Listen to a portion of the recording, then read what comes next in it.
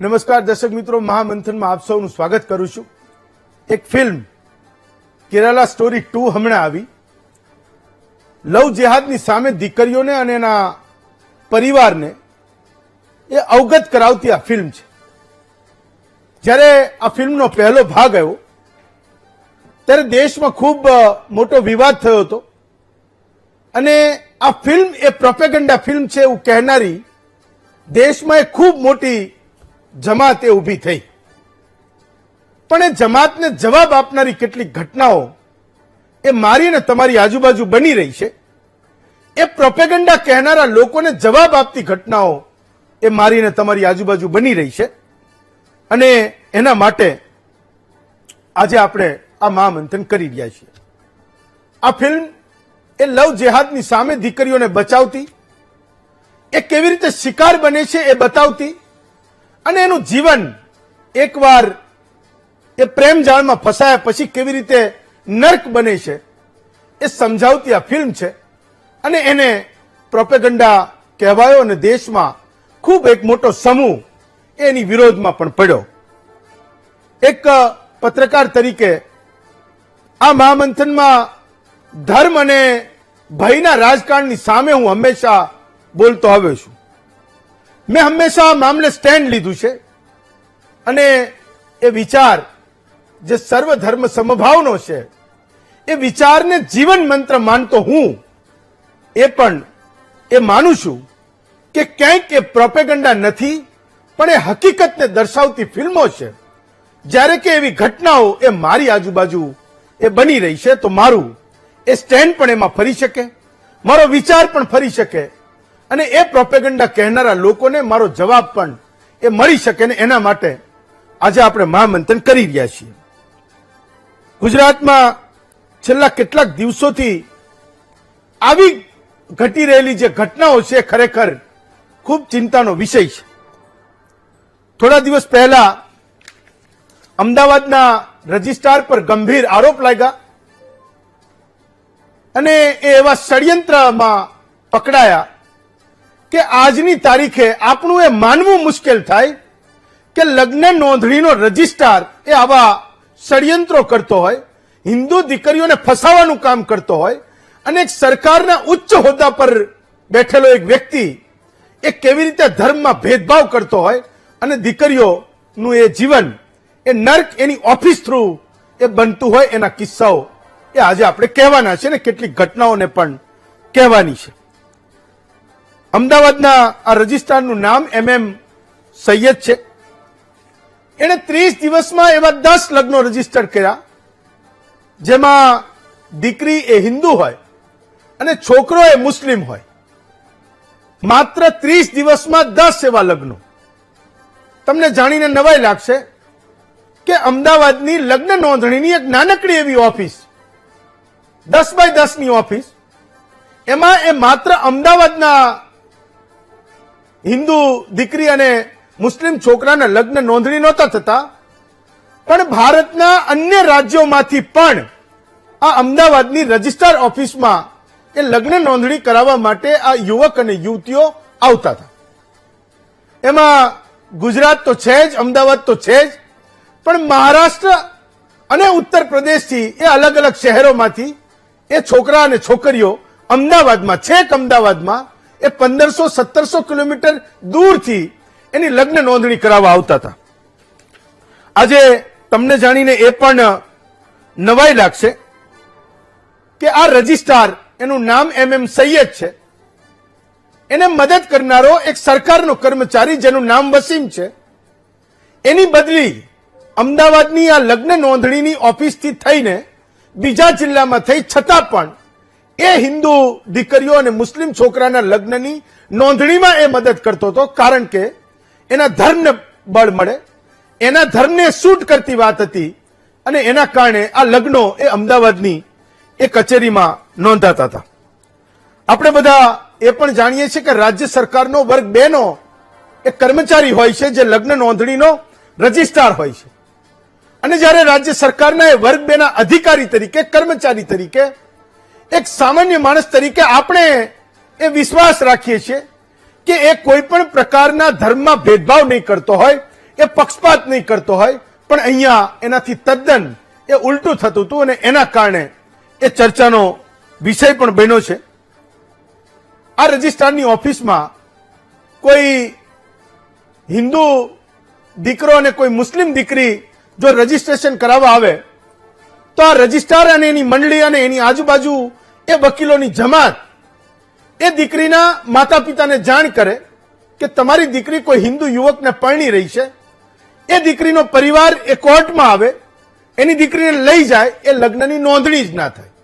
એનાથી ઉલટું જો કોઈ દીકરી હિન્દુ છે અને છોકરો એ મુસ્લિમ છે તો એના કેસમાં એ કેવી કેવી ફેસિલિટી આપતા હતા એની વાત પણ આજે આપણે કરવાની છે. આખી વાતનો ભાંડો એ ત્યારે ફૂટ્યો જ્યારે કોર્ટમાં એક કપલ એ વકીલના ડ્રેસમાં એ રજિસ્ટ્રારની ઓફિસમાં એન્ટર થયું. એનાથી પણ ગંભીર વાત એ છે કે આ કપલ જ્યારે રજિસ્ટ્રારની ઓફિસ ખુલે એટલે કે 11 વાગે, એની પહેલા 9 વાગે એને વકીલના કપડામાં એ નોંધણી કચેરીમાં એને એન્ટ્રી કરી દેવામાં આવી. શું કામ? કે કોઈ વકીલના કપડામાં કોઈ હોય તો આજુબાજુના એ માહોલમાં એ ભળી જાય અને કોઈને એવો વહેમ ના જાય કે આ કોઈ હિન્દુ દીકરી અને મુસ્લિમ છોકરો છે કે જે ત્યાં એ લગ્નની નોંધણી કરાવવા માટે આવ્યા છે. એ ભલું થજો જે સુધા ક્રિશ્ચન નામના એક વકીલનું કે એને આ સમગ્ર મામલાની ગંધ આવી. એને એવું લાગ્યું કે આ જે દીકરીએ કોટ પહેર્યો છે એ વકીલ નથી લાગતી ને જે આ છોકરાએ કોટ પહેર્યો છે એ પણ વકીલ નથી લાગતી. અને એમનું એ સુધા ક્રિશ્ચનનું એ શંકાની નજરે જોવું એ સાચું પડ્યું, કારણ કે કોઈક વકીલના ડ્રેસમાં કોઈ સરકારી ઓફિસમાં વકીલ તરીકે હાજર થવું એ પણ એક સૌથી મોટા ગુનાનું એક કારણ બને છે. અને એ વકીલ હતા તો એને પણ સીધી રીતે ખબર પડી ગઈ કે આમાં દાળમાં કંઈક કાળું છે. એ વિશ્વ હિન્દુ પરિષદ અને બજરંગ દળના નેતાઓ પહોંચ્યા, એમણે હલ્લો બોલાયો તો ખરેખર ખબર પડી કે પોતાના ધર્મની ફેવર કરનારા રજિસ્ટ્રાર સૈયદના કારણે આ આખો ખેલ એ અમદાવાદના રજિસ્ટ્રારની ઓફિસમાં ઉચ્ચ હોદ્દા પર બેઠેલો એકમાત્ર વ્યક્તિ એના મનસુબાના કારણે ચાલે છે, એની ઈચ્છાઓના કારણે આ ખેલ આ કચેરીમાં ચાલી રહ્યો છે. આખી માથાકૂટ જે ચાલી એના દ્રશ્યો પણ તમે જોયા હશે. એ દિવસે જે દીકરી લગ્નની નોંધણી કરાવવા આવી હતી એની માતા મીડિયાને મળ્યા. એણે કીધું કે ગાંધીનગરની બાજુમાં આવેલા પેથાપુરનો આ સલમાન નામનો છોકરો છે જે મારી દીકરીને 6 મહિના પહેલા મારા ઘરેથી ભગાડી ગયો છે.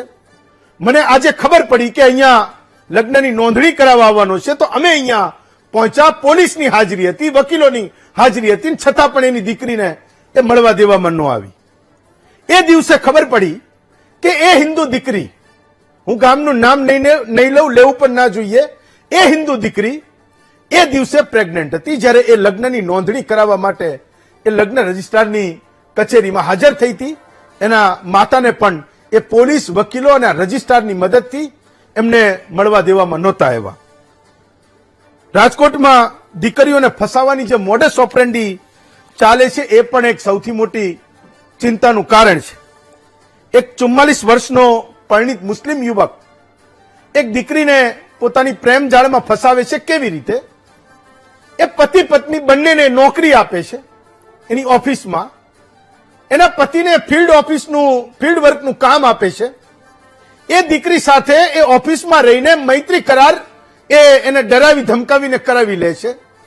એક સમય આવે છે જ્યારે એ દીકરીથી રહેવાયું નહીં. એણે એના પરિવારને જાણ કરી અને હવે એ 44 વર્ષના સિકંદરની સામે જે એક સંતાનનો બાપ પણ છે એની સામે એ રાજકોટમાં પોલીસ ફરિયાદ નોંધાઈ. આ આખા કેસમાં એ રાજકોટના પરિવારને પણ વંદન કરવા જોઈએ કે એ દીકરીએ જે કંઈ એના ઉપર આપવીતી થઈ એ કીધી તો એનો પરિવાર પણ એની સાથે ઉભો રહ્યો. મોટાભાગના કિસ્સાઓમાં એવું થાય છે કે આ દુષ્કર્મ જેની સાથે થાય, જેને ધર્મના નામે કોઈ ફસાવે, જેને કોઈ લલચાવે અને એકવાર એ પીડિતા બને તો આખો પરિવાર એને જ દોષી માને છે, એને જ આરોપી માને છે. પણ રાજકોટના કિસ્સામાં એ દીકરી માત્ર એની 22 વર્ષની ઉંમર હતી, પરિણીત હતી, એનો પતિ ફિલ્ડ વર્કમાં કામ કરતો હતો ને 44 વર્ષના સિકંદરે એને ફોસલાવીને, એને ડરાવીને, ધમકાવીને મૈત્રી કરાર કરાવી લીધો. એનો પરિવાર એની સાથે ઉભો રહ્યો. તો આજે સિકંદરની સામે એ પોલીસ ફરિયાદ પણ નોંધાઈ છે. વડોદરામાં એક જાણીતા નેતાના પરિવારની દીકરીને એક મુસ્લિમ યુવકે ફસાવી, વકીલે ફસાવી. મુદ્દો ગૃહમંત્રી સુધી પહોંચ્યો અને પરિવાર એ મુસ્લિમ યુવકના પરિવારથી, એની ચુંગાલમાંથી એને છોડાવવામાં એ સફળ રહ્યો છે. પણ આજની તારીખે એવા ગરીબ અને મધ્યમ વર્ગ, એવા હજારો પરિવારો છે જે કણસતા રહે છે, જે કહેતા રહે છે, જે ભોગવતા રહે છે અને એનું સાંભળનારું પણ કોઈ નથી હોતું. આ કેટલાક કિસ્સાઓમાં બજરંગ દળ અને વિશ્વ હિન્દુ પરિષદના નેતાઓ એ દીકરી એના પરિવારની વારે આવ્યા. કેટલાય એવા પરિવારો હશે કે જે ના તો બજરંગ દળ સુધી પહોંચી શકા, ના વિશ્વ હિન્દુ પરિષદ સુધી પહોંચી શકા, ના પોલીસ સુધી પહોંચી શકા, ના સરકાર સુધી પહોંચી શકા અને એમની દીકરીઓને કોઈ બચાવનારું નથી. પણ આ ષડયંત્ર કરનારાઓની સામે દીકરીઓને બચાવવી જરૂરી છે. એ મા બાપની વેદનાઓનો ખ્યાલ એ દીકરીઓને હોવો પણ જરૂરી છે. કેટલાક કિસ્સાઓને જ્યારે સાંભળીએ તો આપણું લોહી ઉકળી ઉઠે કે ભલે બાપ પાસે કશું નથી, એ મા પાસે કશું નથી, એ વેઠ્યું કરશે અને એની દીકરીને પાળે છે, પોષે છે, ને ભણાવે છે, એના શોખને પૂરા કરે છે. અને એ દીકરીઓ એના મા બાપનો એક સેકન્ડ પણ વિચાર કર્યા વગર જ્યારે આવા વિધર્મીના ઘરને એ પરણી જાય, એ એવું માની લે કે મારું ઘર આ છે, એના મા બાપને છોડી દે, તો એ મા બાપની વેદનાઓને સમજવી એ જરૂરી છે. જ્યારે આપણે ધર્મ સ્વતંત્રતાની વાત કરીએ છીએ ત્યારે ફેર હોવું જોઈએ. એ હિન્દુ અને મુસલમાનમાં એ ફેર હોવું જોઈએ, એ સમકક્ષ હોવું જોઈએ, સમાંતર હોવું જોઈએ. પણ જેટલા કિસ્સાઓને ગુજરાતમાં આપણે સાંભળીએ છીએ તો એ કેરાલા સ્ટોરી 2 હોય કે એનો ભાગ પહેલો હોય, એને ષડયંત્ર કહેનારા, એને પ્રોપેગેન્ડા કહેનારા લોકોની સામે પણ આપણને આજે સવાલ થાય ને કેટલાક એ લેજિટિમેટ સવાલોને આજે આપણે મહામંથનમાં ચર્ચવાના છે.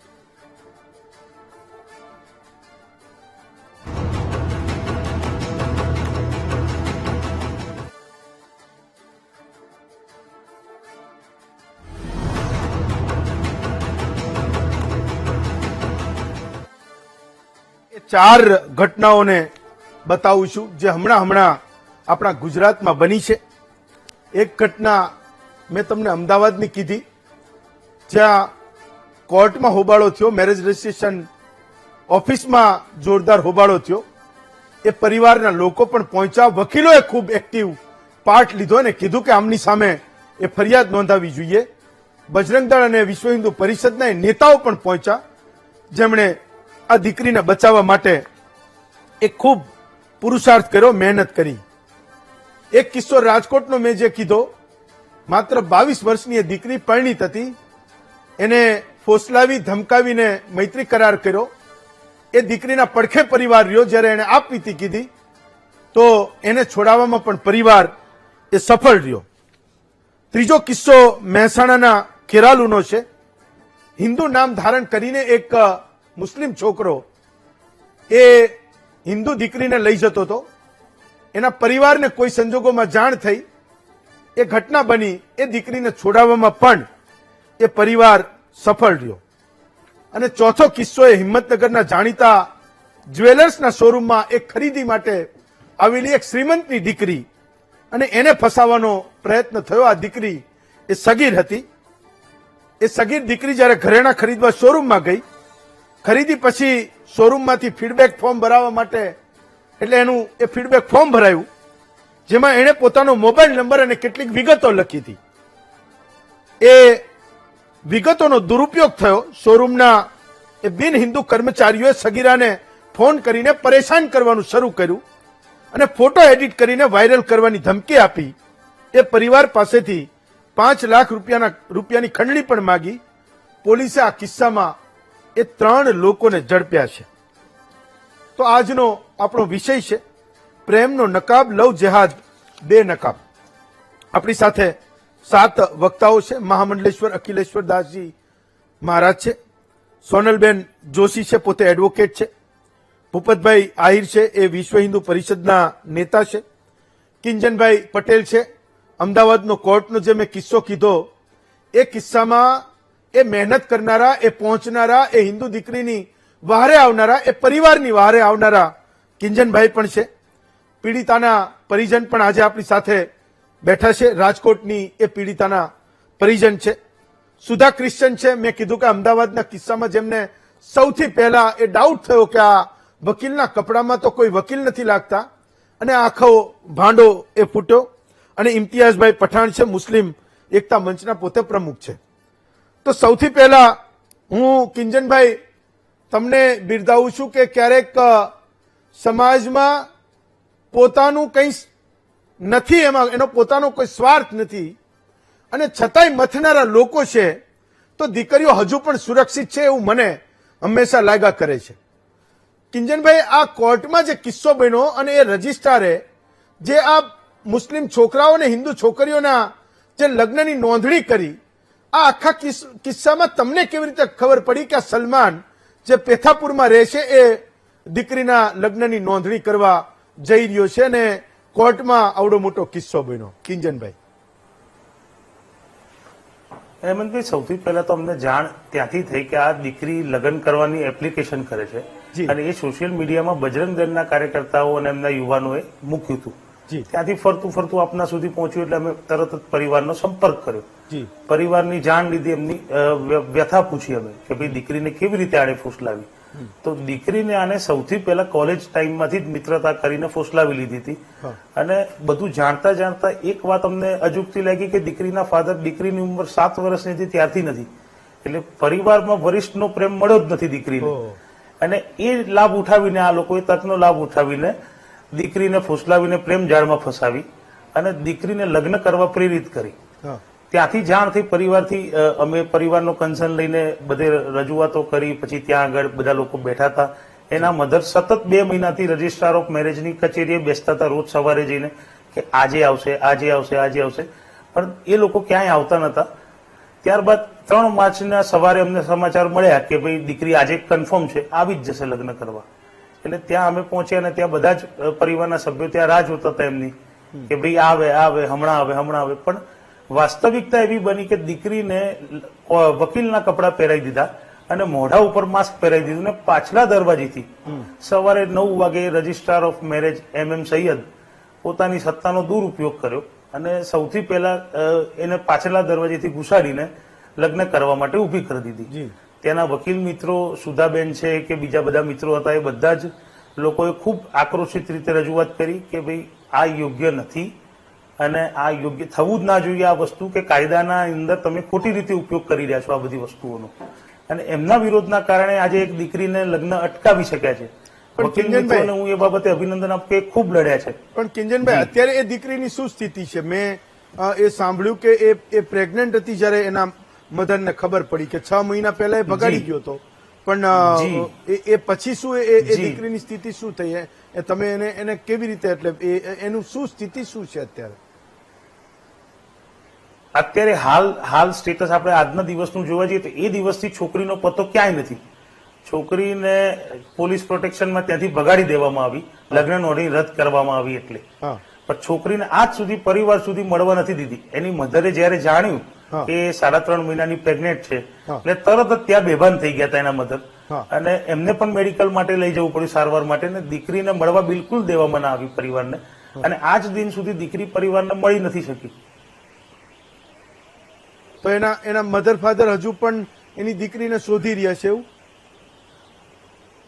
જી હા, હજી પણ દીકરીનો કોઈ પતો નથી. મધર એમના શોધી રહ્યા છે, એમના પરિવારજનો શોધી રહ્યા છે. અમે પણ બધા સંગઠનો છોકરાનું અને વિશ્વ હિન્દુ પરિષદ સલમાનનું કોઈ પગેરું મળ્યું કે નહીં? ના, કઈ જ નથી મળતું હજી સુધી. પોલીસ પાસે જાય છે પરિવાર, પણ કઈ મળતું નથી હજી કઈ. સોનલબેન, આ આખા કિસ્સામાં મેં એ સાંભળ્યું કે વકીલોએ કોર્ટમાં કેસ નોંધાયો કે વકીલોના કપડા પહેરીને જે લોકો રજિસ્ટ્રારની ઓફિસમાં ઘૂસ્યા એની સામે તમે કેસ નોંધો, સૈયદની સામે તમે પગલા લો. મેં સાંભળ્યું સૈયદ એ રજિસ્ટ્રાર રજા ઉપર ઉતરી ગયો છે અને હજી એની ખુરશી ઉપર નથી આવતો અને કોઈ પણ એક્શન નથી. પોલીસને એવી શું એની મજબૂરી હશે કે એને ઠીક છે કે સગીર નથી એ દીકરી અને એવું કહે છે કે મારે આની સાથે જવું છે, પણ એનો પરિવાર, એ આક્રંદ કરતો પરિવાર એની સામે છે, એ કહે છે કે ભાઈ તું કોઈ ષડયંત્રનો ભાગ બની છો, અને છતાં પણ કોઈ એક્શન ના થાય, એનો પરિવાર હજુ પણ એ દીકરીને શોધતો હોય. આ એક બહુ વિચિત્ર કિસ્સો છે. પહેલી વાત તો એ છે હેમંતભાઈ કે જયારે આ કિસ્સો બન્યો ત્યારે ખૂબ જ મોટી સંખ્યામાં લોકો ઉપસ્થિત હતા. પાછળની સાઈડ જયારે ઘટના બની ત્યારે ઇવન મેટ્રોપોલિટન પ્રેસિડેન્ટ પોતે પણ ત્યાં ગયેલા, અને ખોટી રીતે પહેલા તો વકીલના કપડાની અંદર તમે ખોટી રીતે રજૂઆત કરો છો એના માટેનો ગુનો નોંધવાની વાત. તમારું માઇક હું કઉ છું એ કરે શરૂ. હું આવું તમારી પાસે આવું. રાજકોટથી જે પીડિતાના પરિજન બેઠા છે, હું એની પાસેથી સાંભળવા માંગુ છું કે આખરે એ તમે દીકરીને કેવી રીતે બચાવી શક્યા બેન, એ કહેશો. હિન્દુ સંગઠનની મદદથી અમે અમારી દીકરીને બચાવી શક્યા છીએ.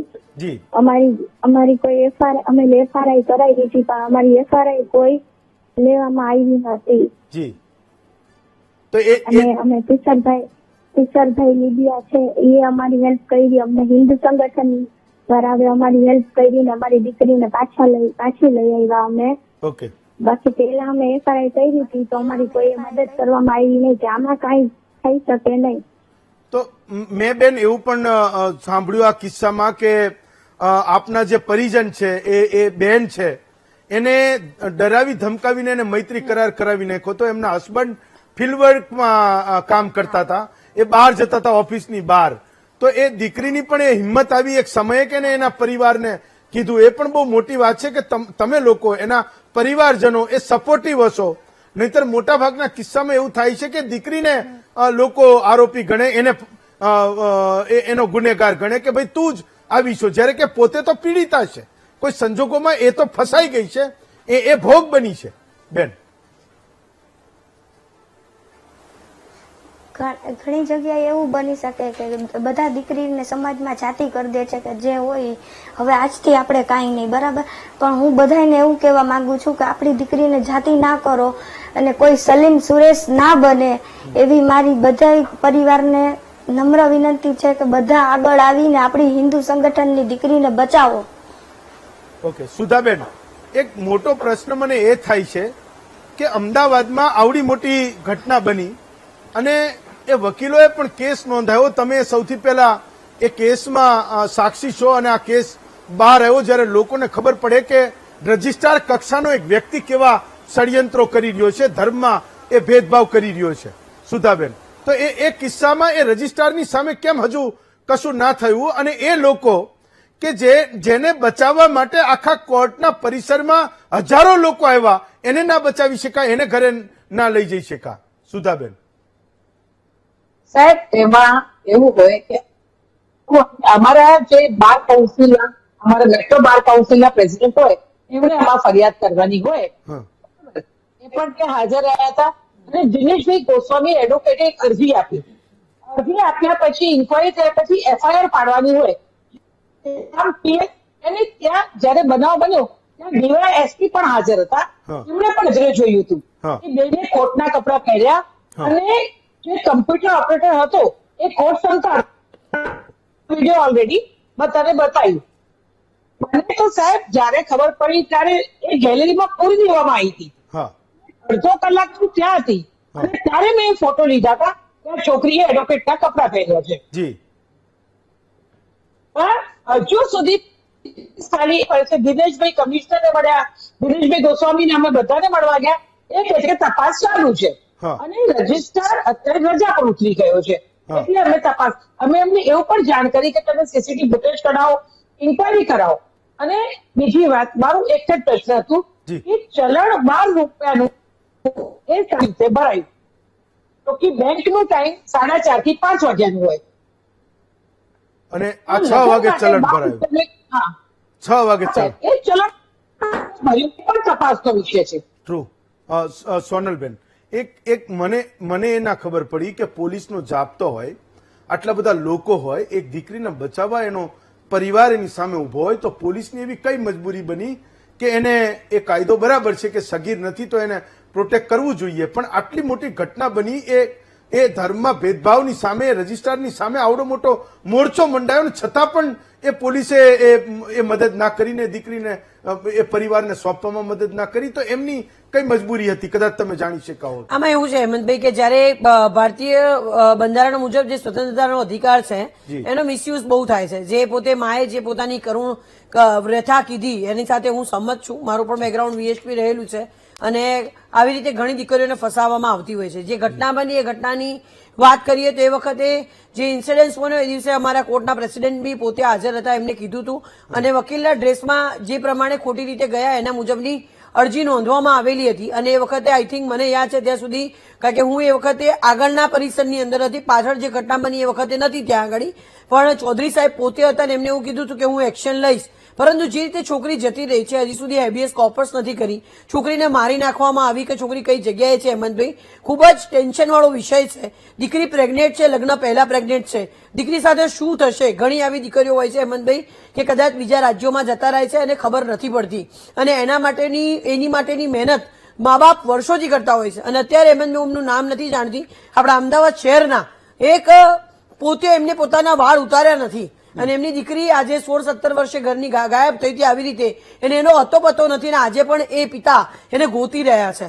એટલે ક્યાંક ને ક્યાંક હ્યુમન ટ્રાફિકિંગ કરીને બીજા કન્ટ્રીઝની અંદર, બીજા સ્ટેટની અંદર લઈ જવામાં આવી હોય એવું પણ બની શકે. પરંતુ આ ઘટનાઓ બને છે ત્યારે ક્યાંક ને ક્યાંક એવી દીકરીઓને ટાર્ગેટ બનવામાં આવે છે, જેમ કુંજનભાઈએ કીધું એમ, કે જેના પાસે ગરીબ પરિવાર હોય, આગળ પાછળ કોઈ ના હોય, અને હમણાંથી પર્ટિક્યુલર સમાજોની દીકરીઓને ટાર્ગેટ કરવામાં આવે છે. અને જે પ્રમાણે રજિસ્ટ્રારની જે ભૂમિકા છે શંકાસ્પદ ભૂમિકા છે.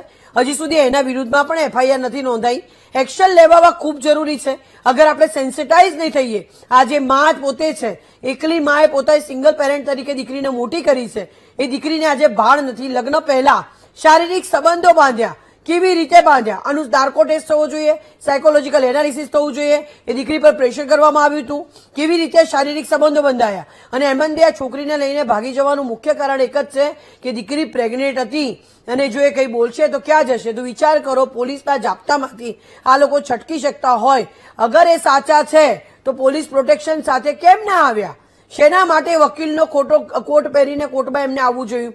સાચો પ્રેમ કરતા હોય અને બીક ના હોય. આ વ્યક્તિએ પહેલા લગ્ન પહેલા તો પ્રેગ્નેન્ટ બનાવી, બીજી કે એને આરોપી બનાવી, ખોટા ગણવેશમાં કોઈ પણ વ્યક્તિને વકીલનો ડ્રેસ ધારણ કરીને લઈ જવો. આ વ્યક્તિ જોડે, આ દીકરા જોડે શું ભવિષ્ય એનું સુરક્ષિત છે? આ એક ચર્ચાનો પ્રશ્ન છે હેમંતભાઈ. કારણ કે ક્યાંક ને ક્યાંક પ્રેમના નામે આંધળી ડોટો મૂકીને છોકરીઓને જે રીતે ટાર્ગેટ બનાવાય છે, અને છોકરી કાલે 2 છોકરા લઈને ચાલતી આવે ને કોર્ટના ધક્કા ખાતી થઈ જશે. આવા ઘણા પ્રસંગો અમે અત્યાર સુધીના મારા 27 વર્ષના જીવનમાં મેં જોયા છે કે જેને મા બાપ અપનાવતા નથી. ધન્ય છે જનેતાને અત્યારે કહી રહી છે કે હું એને અપનાવીશ. બાકી ઘણી દીકરીઓ આજના રોજે પણ એવી છે કે જે આશ્રમોમાં પર્ટિક્યુલર જગ્યા ઉપર રહી રહી છે કે જેને મા બાપે અપનાવી નથી.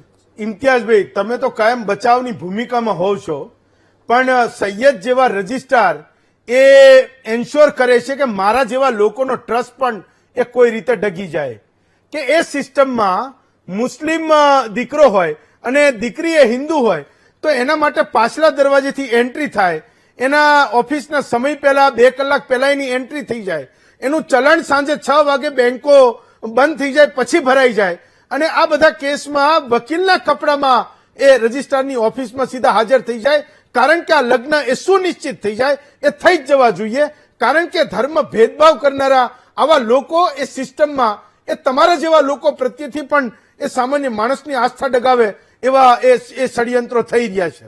તમે માનો કે ના માનો, એક સામાન્ય ગરીબ હિન્દુ પરિવાર એ એવું માનતો થયો છે કે સિસ્ટમમાં રહેલા એ તમારા લોકો એ પ્રયત્નો કરે છે કે આવા લગ્નો એ સુનિશ્ચિત થાય. એની આજુબાજુ એવી ઝાડ ગૂંથે છે. તો એક ડરાવા ધમકાવા ફોસલાવાથી એની કડી શરૂ થાય અને એના લગ્ન સુનિશ્ચિત થઈ જાય ત્યાં સુધી એ સિસ્ટમ ગોઠવાઈ ગઈ, ત્યાં સુધીના ષડયંત્રો થઈ રહ્યા છે. સિસ્ટમ ગોઠવાયેલી કોને કહેવાય હિંમતભાઈ?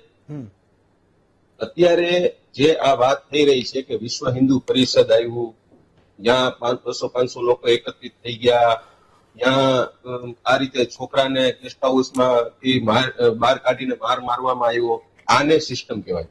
જો સૈયદ કરીને જે રજિસ્ટ્રારની વાત તમે કરો છો, એ વ્યક્તિએ પોતાની જે ફરજ છે એ ફરજની બહાર જઈને એ મર્યાદાને ઓળંગીને જો કોઈ પણ પ્રકારની હરકત કરી હોય તો એની ઉપર નિષ્પક્ષપણે કાયદાકીય કાર્યવાહી કડકમાં કડક આવી જોઈએ.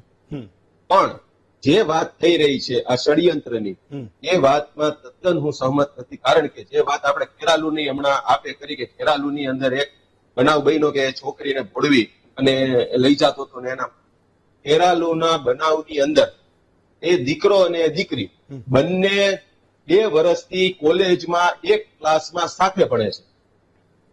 તો કઈ રીતે જાવેદ નામનો વ્યક્તિ છે એ રાહુલ બની જાય? કઈ રીતે બની જાય? કોલેજની અંદર જ્યાં ભણે છે પોતે, ત્યાં એને એના આધાર કાર્ડ કે ત્યાં એના ડોક્યુમેન્ટ્સમાં રાહુલ કરીને ભેગા ભણે છે. બરાબર? આ વાસ્તવિકતા છે. એ છોકરો અને છોકરી બંનેને જે કઈ પણ પ્રેમ સંબંધ હતો એ સંબંધની જાણ થઈ અને એ વ્યક્તિને બજારની અંદર એ પ્રકારે માર મારવામાં આવ્યો. એના વિઝ્યુઅલ તમે બતાવજો. એટલી હદે એને માર મારવામાં આવ્યો એ છોકરાને, એને અધમુઓ કરી અને એને ત્યાંથી અપહરણ કરીને બીજા ગામ લઈ અને ત્યાંથી એના પરિવારના કોઈ સજ્જન માણસોએ જાણ કરી કે તમારા છોકરાને મારી નાખશે. તમે પોલીસ ગઈ અને એને લઈ આવ્યો છોકરાને, અને 8 દિવસ સુધી હોસ્પિટલમાં રહ્યો. એ પછી તો બોલવાનું એને શરૂ કર્યું. આ એની સ્થિતિ. જો દીકરીઓની વાત છે, દીકરીઓ હિન્દુ કે મુસ્લિમની નથી, ગુજરાતની દીકરીઓ છે. કોઈ પણ દીકરી સાથે કોઈ પણ પ્રકારની અન્યાય થાય, છેતરપિંડી થાય, કોઈ પણ પ્રકારના એવા વ્યક્તિઓ જો એને ભોળવીને હેરાનગતિ કરે, એની ઉપર કડકમાં કડક કાર્યવાહી થવી જોઈએ. વાત સાથે અમે સહમત છીએ. પણ એ વાતને પણ આપણે ન ભૂલવી જોઈએ કે કાયદો જે આપણું બંધારણ છે એ 18 વર્ષથી ઉપરની કોઈ દીકરી હોય ને 21 વર્ષથી ઉપરનો કોઈ દીકરો હોય તો એને સંપૂર્ણપણે છૂટ આપે છે કે એનું સારું નરસું એ વિચારી શકે છે, એ ગમે ત્યાં પણ મેરેજ કરી શકે. બીજી વાત એ છે કે આપણા ગુજરાતની અંદર સ્પેશિયલ મેરેજ એક્ટ અમલમાં છે. હવે એ સ્પેશિયલ મેરેજ એક્ટ અમલમાં છે તો એ એવું નથી કે પાછલા બારણેથી આવો ને સીધું રજીસ્ટ્રેશન થઈ જાય. 1 મહિના પહેલા એની નોટિસ લાગે, એમાં 500 પ્રકારના ડોક્યુમેન્ટ્સ દેવા પડે, ડોમિસાઇલ સર્ટી દેવું પડે, મામલતદારનો દાખલો દેવો પડે. એ વાતોથી અમે ગુજરાત અવગત છે, એ વાતોથી ગુજરાત અવગત છે. અને મારા જેવા લોકો માટે પણ એ ખૂબ અનફોર્ચ્યુનેટ પાર્ટ છે કે વ્યવસ્થામાં રહેલા લોકો, સરકારના કર્મચારીઓ આ આખા ધુપ્પલને અંજામ આપે છે. મારા જેવા લોકો માટે પણ એ દુર્ભાગ્યપૂર્ણ, હું એ વાતને માનું છું. એક વાત સમજો, મારી એક વાત સાંભળો. બીજું કે તમે એટલા બધા સિલેક્ટિવ થાવ છો કે હિંમતનગરના કિસ્સામાં એક સગીરા એક જ્વેલર્સના શોરૂમમાં જાય, એની ડિટેલ આપે ને 3 મુસ્લિમ છોકરા એની એ ડિટેલનો ઉપયોગ કરે, એને બ્લેકમેલ કરે, એના પરિવાર પાસે ખંડણી માંગે. તમે એના વિશે નહીં બોલો. તમે સયાલી સુર્વે એ મિસ ઇન્ડિયા અર્થ, પેલા મારી વાત સાંભળો, મારી વાત. Miss India Universe, Miss India Earth Sayali સુર્વેનો એક કિસ્સો છે પૂનાનો. આજે 4 છોકરા એના થઈ જાય. 20 વર્ષની હતી, એને કીધું કે મને ખબર નહોતી ને હું ભોળવાઈ ગઈ.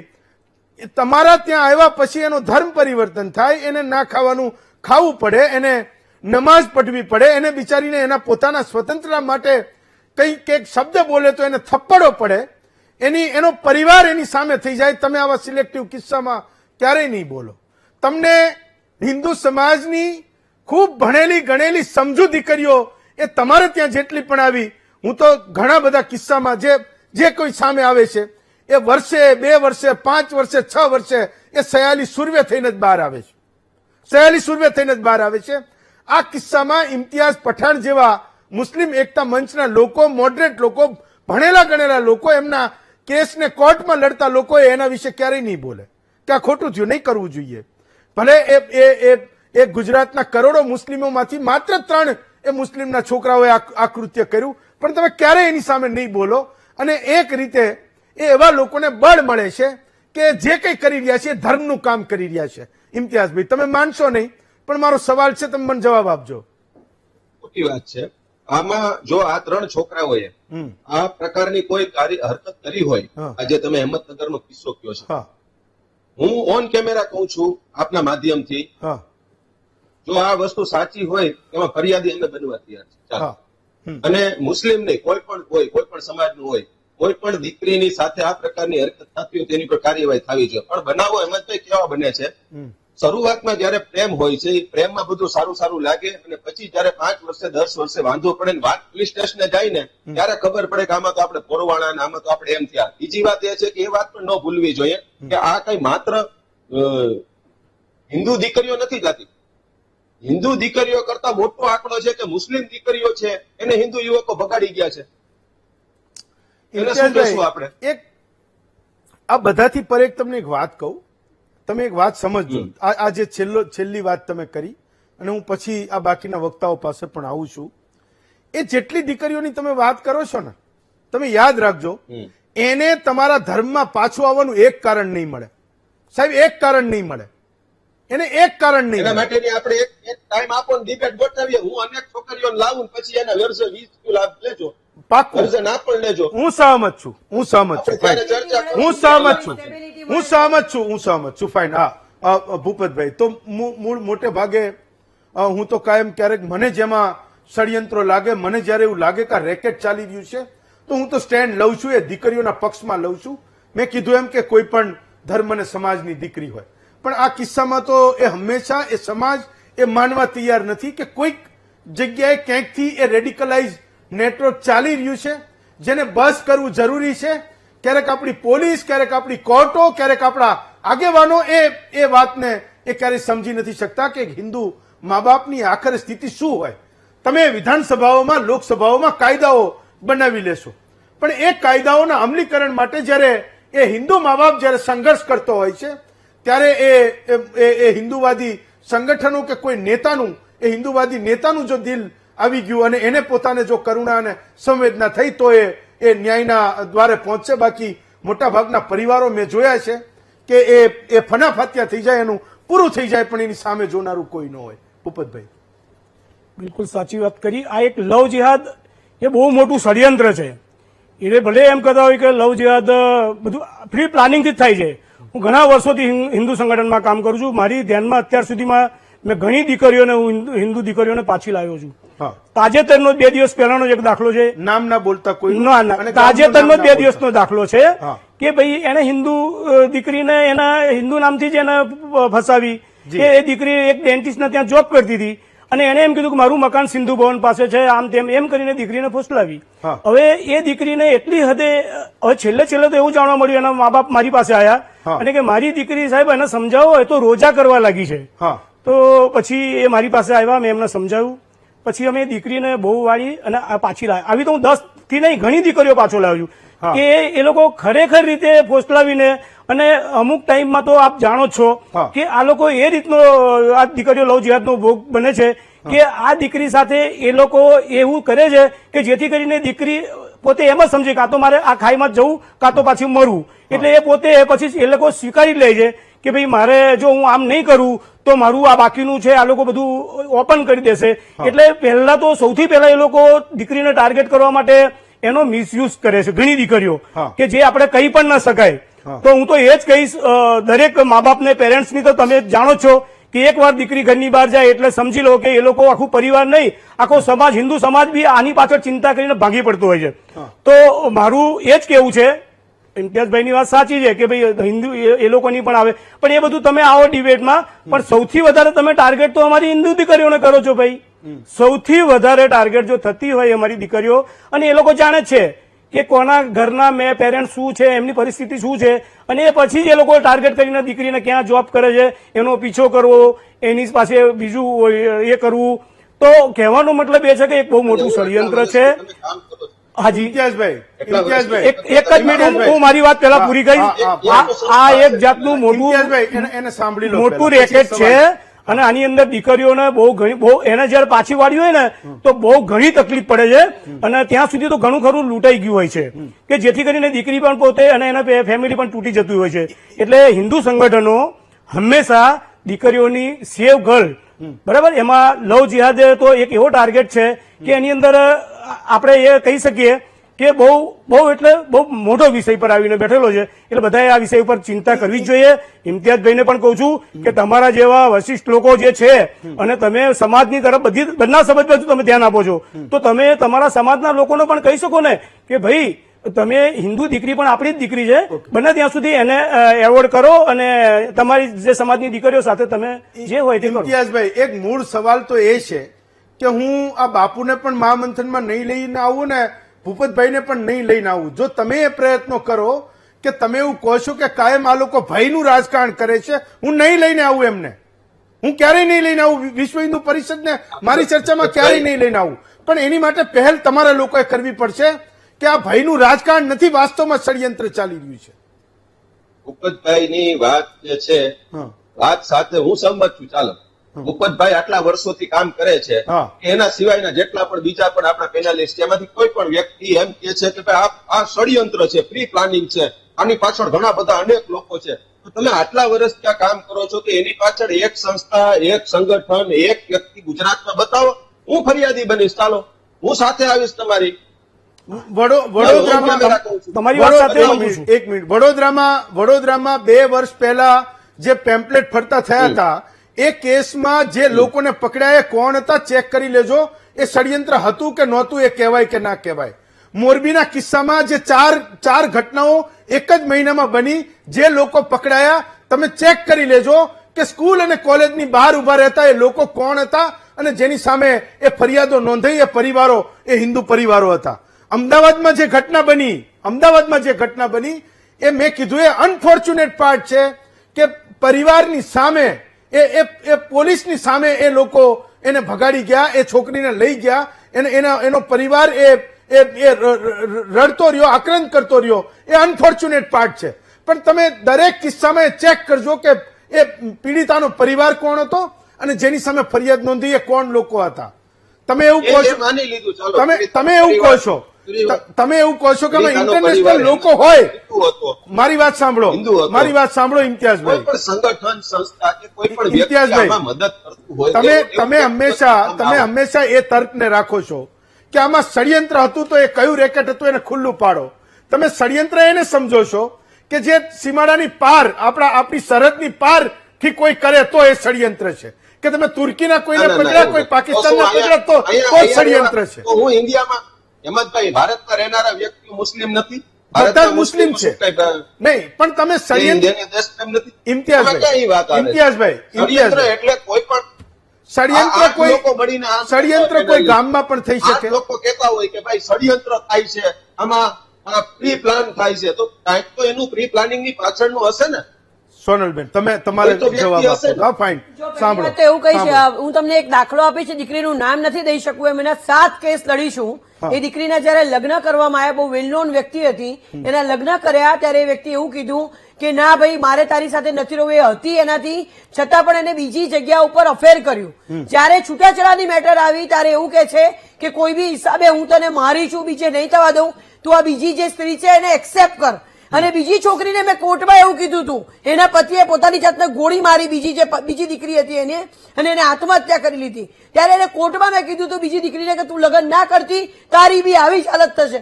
અત્યારે એ પોતે પોતાના સમાજની દીકરી જોડે એને લગ્ન કર્યા, 2 છોકરીઓની જિંદગી બરબાદ કરી નાખી. અને જયારે ફાઇનલ ડિવોર્સ વાળી મેટર આવે, કસ્ટડી વાળી મેટર આવે એટલે એમ કે એને કોને ભૂલી જાય, અમારા ત્યાં 3નો રિવાજ છે. અને જયારે લગ્ન કર્યા ત્યારે એવું કીધું હતું કે હું તારી જોડે આજીવન એકલો રહીશ.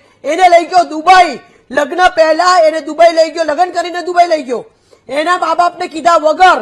ત્યાં એને બાળકને જન્મ અપાવડાયો. બાળકને જન્મ લઈને એરપોર્ટ આવે ત્યારે છોકરીના મા બાપને ખબર પડે છે કે આ છોકરી પ્રેગ્નેન્ટ છે ને છોકરું હાથમાં મૂકે છે. અને ઓનેસ્ટ ના રહ્યો, છોકરી જોડે એને માંસ મચ્છી ખાતી કરી. બહુ વેલનોન વ્યક્તિ છે, હું નામ નથી દઈ શકતી. હું 7 કેસ લડી છું ને જેન્યુન કેસ હતો. પ્રેમ બાબતે હું પોતે જેને પ્રેમ હોય ને એના માટે હું ઉભી છું. તમારા જેમ હું બિંદાસ કહું છું, મને આવીને મળજો અને લગ્ન કરો તમે, પણ એની એક મર્યાદા હોય. કોઈ પણ રીતે જયારે તમે પર્ટિક્યુલર કોમની લોકોને ક્રાઇટેરિયા શું નક્કી કરશો? શું કહો છો? ફરી ક્રાઇટેરિયામાં એક જ છે, જેવી રીતે હું છું, જેટલા લોકો છીએ અમે બધા સમાજોના, તમારા સમાજના લગ્ન સમાજમાં થાય. તમે તમારા સમાજના લગ્ન માટે જાગૃતિ ફેલાવો અને ત્યાં લગ્ન થાય એ બરોબર છે. કારણ કે 3 છોકરી 3 પત્નીઓ કરવી. બોલો એના માટે કાયદો લાવી તો વિધાનસભાની અંદર કાયદો લાવી તો કાયદો ના લાવે. બધા લોકો અમે સમાજના અગ્રણીઓ થઈને એટલો પ્રયત્ન કરી રહ્યા છીએ. માત્ર ને માત્ર હિન્દુ મુસ્લિમની વાત નથી ઇમ્તિયાઝભાઈ, હિન્દુ મુસ્લિમ ની તમે વાત કહો નથી, છો, તમે કહો છો બેન, ડિવોર્સ તમે ની એમ કહો છો કે બોલો. ભાઈ સમાજમાં લગ્ન થાય એવું આ તમે 100% કહો છો. થવા જોઈએ, એનાથી છૂટાછેડાનું પ્રમાણ ઓછું થાય. સમાજના લોકો સમાજમાં લગ્ન કરે તો પછી આ જે આપણું બંધારણ જે છૂટ આપે છે એને રદ કરવા માટે બંધારણને જે રદ process કરવાની આપે વાત છે, જ નથી, બંધારણ સુધી પહોંચી ના જશો. વાત કરવાની ખાલી આ રીત છે, સ્ટ્રેટેજી છે. આ તો જીવતો જાતો દાખલો છે. લગ્ન કર્યા પછી તમે- ઓનેસ્ટી કેમ નથી રહેતી, કેમ બીજી ને ત્રીજી આવે છે? પ્રોબ્લેમ એ છે. એ તો સમાધાન ઇમ્તિયાઝભાઈ, એ તો છે. સમાધાન કાયદામાં હશે તો કાયદો આવશે, એનું સમાધાન પણ કરશે. તમે એક બાજુ એ તમામ દીકરીઓને એવું કહો છો કે ગુજરાતની દીકરી છે, ચાહે હિન્દુની હોય કે મુસ્લિમની હોય, અને જ્યારે તમને કોઈ ફસાવવાનો, પ્રતાડિત કરવાનો, એના ઉપર વિતાડવાનો કોઈ કેસ કે તો તમે એવું કહો કાયદો લાવી દો, મુસ્લિમ મુસ્લિમમાં પરણે ને હિન્દુ હિન્દુમાં પરણે. એનો- ચલો હજી એક કિસ્સો એનો- સંભળાવું, એમાં તમારું જ કહેવાનું છે. હજી એક કિસ્સો સંભળાવું, સાંભળી લો. કિંજનભાઈ, તો તમે જ્યારે આ દીકરીઓને બચાવવા જાઓ છો, મેં એ જોયું કે ઘણા બધા કિસ્સામાં તમે જીવ ઉપર તમે એ દાવ રમી નાખો છો. ક્યારેક એ લોકોને મેં ઘાયલ થતા પણ જોયા છે, પણ એ દીકરીને બચાવવા ગયા હોય તો એ પોલીસ ફરિયાદ પણ મોટે ભાગે કરતા નથી, કારણ કે એ પરિવારની બદનામી પણ ક્યારેક એ સામાજિક કાર્યકરોને એ સૌથી વધારે નડતી હોય છે, અથવા તો એક મર્યાદામાં રહીને એ આ કામ કરે છે, ચાહે એના ઉપર હુમલા થાય, એનો જીવ પણ જાય. મને કહો, ઇમ્તિયાઝભાઈ પણ સાંભળવા માંગે છે કે આ કયા પ્રકારના ષડયંત્રો ચાલી રહ્યા છે જ્યાં તમે લોકો બચાવવા જાઓ છો દીકરીઓને? કિંજનભાઈ. હેમંતભાઈ, એમની અંદર તો ઇમ્તિયાઝભાઈને પહેલા તો એક જવાબ આપી દઉં કે તમે એમ કહો છો કે મુસ્લિમ છોકરીઓ પણ હિન્દુ જોડે લગ્ન કરે છે. 2 મહિનાથી અમારી ફિલ્ડિંગ હતી ત્યાં આગળ. 2 મહિનામાં અમે એક પણ નોટિસ જોઈ નથી કે મુસ્લિમ દીકરી હિન્દુ જોડે લગ્ન કરવા આવી હોય. અને ત્યાં આગળ રજિસ્ટ્રાર ઓફિસમાં 50 નોટિસના ઢગલા હતા કે હિન્દુ દીકરી મુસ્લિમ યુવક જોડે MP થી, મહારાષ્ટ્રથી, તમિલનાડુથી, ઓલ ઓવર ઇમ્તિયાઝભાઈ, કેટલી નહીં દેખાડ્યું. ત્યાં લગાવવાની હોય છે ઇમ્તિયાઝભાઈ, ત્યાં લગાવવાની હોય છે. કિંજનભાઈ, નિયમ છે કે ત્યાં લગાવવું પડે નોટિસ બોર્ડ ઉપર. કિંજનભાઈ કિંજનભાઈ એમનો મત નથી કહેતા, એ માહિતી આપી રહ્યા છે જે મેં તમને કીધું કે કોઈ હિન્દુનો દીકરોને મુસ્લિમ છોકરી જો લગ્ન કરવા માંગતા હોય અને એ અમદાવાદના રજિસ્ટ્રાર સૈયદની ઓફિસમાં નોંધણી કરાવવા જાય તો એ દીકરીના માતા પિતાને કહી દેતા હતા કે ભાઈ તમારી દીકરી હિન્દુને પરણી રહી છે, તમે મારો સ્વભાવ જાણો છો, જે માહિતી મારી પાસે નહીં હોય હું નહીં બોલું, આમાં મારો કોઈ મત નથી, આ માહિતી છે, આ માહિતી છે. તો કેટલાક કિસ્સાઓમાં તો કઈ ચીટબી મેરી પટબી મેરી એવું ના હોય, એટલે કિંગ ક્રોસ બે મારું એવું ના હોય. એ ક્યારેક તો કોઈ વાતને તમે સ્વીકારો. અને તમે શેના માટે આ બધું માથે ઓઢો છો? તમે શું લવ જેહાદના ષડયંત્રમાં તમે ભાગ લો છો? નથી લેતા ને, તો તમે શેના માટે આ બધી વાતોને સ્વીકારો છો અને શેના માટે આ લોકોને તમે બચાવો છો? કયા ષડયંત્રો ચાલે છે એને ખુલ્લા પાડવા જોઈએ? મને કહો. તમે શેના માટે માથે લગ્ન કરાવવા એક વાત કરું, તમે શેના માટે માથે ઓઢો છો ઇમ્તિયાઝભાઈ?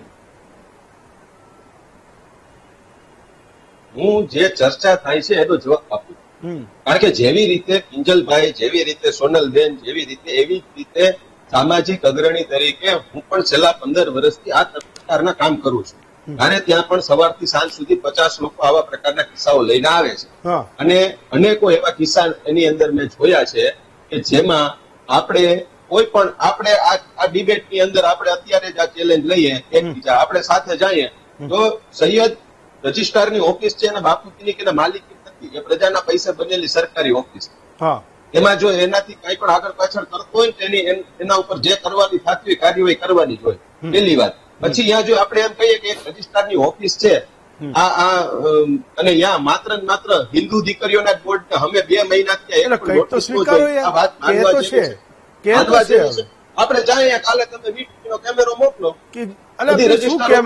મેં ટીમ મોકલીને આટલા દિવસ ખબર પડી ગઈ હોય કે રજિસ્ટર આવ્યો છે.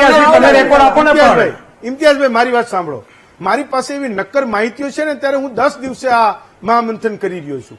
3 માર્ચે જયારે આ ઘટના બની, ના મેં કિંજનભાઈને બોલાવ્યા, ના ભૂપતભાઈને બોલાવ્યા, ના આ સુધાબેન ક્રિશ્ચનને બોલાવ્યા, ના સોનલબેનને બોલાવ્યા, ના આ ભૂપતભાઈને ને આ રાજકોટથી બેનને બોલાવ્યા, તમને નહોતા બોલાવ્યા. 3 માર્ચે ઘટના બની. મારી પાસે એ વિગતો છે, માહિતી છે ને, એના માટે હું સવાલ પૂછી રહ્યો છું. ભૂપતભાઈ, તો આખો મુદ્દો એ છે કે ષડયંત્રો ક્યાંય છે જ નહીં, કોઈક રેકેટ નથી ચાલતું. બધી દીકરીઓ એ સામેથી નક્કી કરી શકે ને મુસ્લિમના છોકરા જોડે પરણવું છે, જ્યારે કે ગુજરાતમાં ધર્મ સ્વતંત્રતા અધિનિયમ એ 2021માં આપણે કાયદો પણ સુધાર્યો. શું કરવા સુધાર્યો ભૂપતભાઈ? હું હમણાં ઇમ્તિયાઝભાઈને એક જ વાત કરીશ કે અત્યાર સુધી મારી પાસે જેટલી પણ દીકરીઓ મેં જોઈ એમાં હું એમને એ કહેતા હોય તો હું પ્રૂફ સાથે આપીશ કે દીકરી જે છે એ તમે જે સામે જે ભાઈ છે એ પોતે પરિણિત હોય અને એમના 3-3, 4-4 બાળકોના પિતા હોવા છતાં પણ નાની દીકરીઓને એ લોકો ટાર્ગેટ કરે છે. હું એવું નથી કહેતો, મને પણ કાયદાની ખબર છે કે ભાઈ નાની એજ હોય તો પોસ્કો લાગે, પણ એ લોકો જાણવા છતાં, પરિણિત હોવા છતાં, 3-3, 4-4 બાળકોના પિતા હોવા છતાં પણ એ લોકો કેમ ટાર્ગેટ કરી રહ્યા છે હિન્દુ દીકરીઓને? શું એમાં તમને આ જ વસ્તુમાં રસ છે? તમને મારું કહેવાનો જ મતલબ એ છે કે ભાઈ તમે કીધું કે અમારી દીકરીઓ પણ જાય છે, એ રેર ઓફ રેર, હું ના નથી પાડતો, હોઈ શકે, બની શકે, પણ ભાઈએ કીધું, કિંજલભાઈએ કીધું કે ભાઈ તમે રજિસ્ટરમાં તમે જુઓ, મેં સૌથી વધારે કોની અરજીઓ છે. તો એટલા માટે મારે કેવું છે કે તમે જુઓ, તમે લવ પેરના કોઈ વિરોધ નથી કરતા, પણ તમારી એજ તો જુઓ. તમે 4-5 બાળકોના પિતા હોવા છતાં પણ તમે હિન્દુ દીકરીઓને ટાર્ગેટ કરે, આ એક જાતનું શું કહેવાય? એને શું કહેશો તમે? ઇમ્તિયાઝભાઈ લાસ્ટ 30 સેકન્ડ. ઇમ્તિયાઝભાઈ last 30 second. આ જે બનાવો બને છે બંને તરફે બંને સમાજોની અંદર આ એકબીજાના પ્રેમ પ્રકરણો હોય છે અને એની અંદર આ બનાવો બને છે. અને જો એની અંદર કઈ પણ કોઈ એવી ષડયંત્રકારી વાત આવતી હોય કે એવી કોઈ પણ બાબત સામે આવતી હોય તો એના માટે કાયદો વ્યવસ્થા છે, એની પર કડક કાર્યવાહી થવી જોઈએ, એમાં કોઈ બીજી વાત જ ફાઇન. સોનલબેન લાસ્ટ 30 સેકન્ડ. મારું કહેવાનું એક જ છે કે જયારે કોઈ પણ જ્ઞાતિની દીકરી સાથે આવી રીતે ખોટી રીતે જો છેતરપિંડી કરીને લગ્ન થતા હોય તો એના માટેની સજાની જોગવાઈ બધા માટે ઇક્વાલિટી સાથે 4 થી 7 વર્ષ હોવી જોઈએ, એવું સ્પષ્ટપણે માનવું છે. અને હું કોઈ પ્રેમનો વિરોધ નથી કરતું, પરંતુ જયારે ખોટી રીતે આવી રીતે જયારે છુપાઈને, પોતાની આઈડેન્ટિટી છુપાઈને, પોતે પરણેલો હોવા છતાં બી બીજી વાર એને પ્રેમમાં પડવાનું મન થઈને પર્ટિક્યુલર જ્ઞાતિની છોકરીઓને જો ટાર્ગેટ કરવામાં આવતી હોય તો એ સમાજે પણ આગળ આવવું જોઈએ, એ સમાજે પણ એક્શન લેવા જોઈએ. ભાઈચારો જળવાવો ખૂબ જરૂરી છે, પરંતુ આ પર્ટિક્યુલર જો ટાર્ગેટ કરવામાં આવશે તો આ બિલકુલ યોગ્ય નથી. સુધાબેન લાસ્ટ 30 સેકન્ડ, લાસ્ટ તમારી કમેન્ટ. સુધાબેન. આવી રીતે સમાજમાં ખોટી રીતે લગ્ન કરવા અને બીજા કહીને છોકરીઓનું યુઝ કરવું એ બંધ થવું જોઈએ. અને એનામાં જો એજ્યુકેટેડ એડવોકેટ અને રજિસ્ટ્રાર જે નેક્સ્ટ જજની પોસ્ટ ઉપર એનો ઉપયોગ કરે એવા લોકોને કઈ આવીએ કે એમને કાઢી મૂકવા જોઈએ. અને ઇમ્તિયાઝ નહીં, તમને એક જ વાત કહું છું, આજથી 1 મહિના પહેલા એક બનાવ બન્યો હતો. એક મુસ્લિમ છોકરી પરણવા આવી હતી હિન્દુ છોકરા જોડે, પોલીસ બાપને બોલાવ્યું હતું, એ લોકો આવ્યા હતા અને એને ધસડીને લઈ ગયા હતા અને ત્યારે કોઈ પણ એક્શન લેવામાં આવ્યું નતું. અને સેકન્ડ, આ છોકરીને એવું કહીને કાઢવામાં આવી હતી શહીદી ઓફિસમાંથી. ના સાહેબ, આમાં આ છોકરીને એવું કહીને લઈ ગયા હતા, એ મિસિંગની ફરિયાદ છે. ઇમ્તિયાઝભાઈ સાંભળો મારી વાત, સાંભળો. આ છોકરીને એવું કહીને લઈ ગયા હતા, મિસિંગની ફરિયાદ છે દહેગામમાં, અમે લઈ જઈએ છીએ અને ક્યાં રજૂ કરીશું? કરવામાં આવી નથી, એને ક્યાં મોકલી દઉં? ઇમ્તિયાઝભાઈ ડીવાયએસપી જોડે હતા, એ ક્યાં ગયો પત્તો લાગતો નથી. એ પ્રશ્ન છે કે આટલું મોટું સાવતનું ભાઈ મુસ્લિમ હિન્દુ બધા જોડે હતા, તમે શું કહેવા માંગો છો? એ ખોટું નથી? ઇમ્તિયાઝભાઈ ખાલી મુદ્દો એટલો છે છોકરી કે તમે જે મુદ્દો એટલો ખાલી તમે એવું કહો છો કે આ પ્રોપેગન્ડા કરે છે, ખોટું બતાવે છે, એ આપણે એવું કહીએ છીએ કે એ ફિલ્મો એ સમાજનો અરીસો છે. ક્યારેક કોઈ વાત પ્રોપેગન્ડા હશે પણ ખરી તો મારા જેવા લોકો એ દંડો લઈને ઉભા રહેશે કે તમે પ્રોપેગન્ડા કરો છો. પણ કેટલીક વસ્તુઓને માનવી જોઈએ, સમાજમાં સુધારણાની શરૂઆત કરવી જોઈએ અને આપણે એનો એ ઝંડો અને આપણે એક મશાલ પકડવી જોઈએ. હું તો મારું કામ કરું છું, જ્યાં સુધી મને ષડયંત્ર લાગશે હું તો 1000 મહામંથન કરવાનો છું. ફાઇન. સોનલબેન, ભૂપતભાઈ, કિંજલબેન, કિંજનભાઈ, આ પીડિતાના જે પરિજન રાજકોટથી આપણી સાથે ઉપસ્થિત રહ્યા, સુધાબેન અને ઇમ્તિયાઝભાઈ સાથે વક્તાઓનો ખૂબ ખૂબ આભાર માનું છું. જતા જતા અત્યારે વિધાનસભા ચાલી રહી છે. આ કાયદાનો જો કોઈ અભ્યાસ કરે, જેને 2021માં ધર્મ પરિવર્તનના કાયદામાં જે સુધારો કરીને 2003ના કાયદાને 2021નો કીધો, એ કાયદાનો જો અભ્યાસ કરીએ તો હતો એના માટે કે કોઈ દીકરીને કોઈ ફોસલાવીને જો એનું ધર્મ પરિવર્તન કરાવે, એની સાથે લગ્ન કરી લે તો એ વ્યક્તિ જે ફોસલાવનાર વ્યક્તિ છે, ધર્મ પરિવર્તન કરાવનાર વ્યક્તિ છે, એને સજા થઈ શકે. સજાની જોગવાઈ શું? જો કોઈ સગીર દીકરી ન હોય તો એવું કહે છે કે 3 વર્ષ સુધીની જેલ અને 2 લાખ રૂપિયા એ દંડ થાય છે. નાની ઉંમરની હોય, એ સગીર હોય તો એને 4 થી 7 વર્ષની જેલની સજા થાય છે. પણ સૌથી મોટી વાત એ છે કે આ કાયદો એવું કહે છે કે જો એ SC અને ST ની દીકરી હોય તો એ કિસ્સામાં એ સામે જે ફરિયાદી છે, જે આરોપી સાબિત થાય, ગુનેગાર સાબિત થાય તો એને એ 4 થી 7 વર્ષની સજા થાય. કોઈ સામાન્ય દીકરી હોય તો એને 3 વર્ષની સજા થાય. હું એવું સમજુ છું કે આપણા ગુજરાતના નેતાઓ ખૂબ સમજુ નેતાઓ છે, ચાહે સત્તા અને વિપક્ષના લોકો છે. દીકરીમાં ભેદ કરવો એ સૌથી મોટું પાપ છે. તમે આજે સમજી લેજો કે જે લોકોને એ દિલમાં લાગે છે કે અમારી ગુજરાતની દીકરી છે, અને જે લોકો એવું કહે છે કે અમે આ ધર્મના નેતા છીએ, એ લોકોએ ખાસ સમજવાની જરૂર છે કે SC ST ની દીકરીને કોઈ ફસાવે તો પણ એ મોટો ગુનો છે, અને કોઈ સામાન્ય વર્ગની કોઈ દીકરીને ફસાવે તો પણ મોટો ગુનો છે. આ કાયદામાં ફેરફારો થવા જરૂરી છે, અને કોઈ નેતાએ વિધાનસભામાં એ અવાજને ઉપાડવો પણ જરૂરી છે. હું આજે સરકારનું ધ્યાન દોરું છું. સાથે વક્તાઓનો ખૂબ ખૂબ આભાર માનું છું. આવતીકાલે આપના વધુ એક મુદ્દા સાથે ફરી મળીશું. આજે રજા આપશો.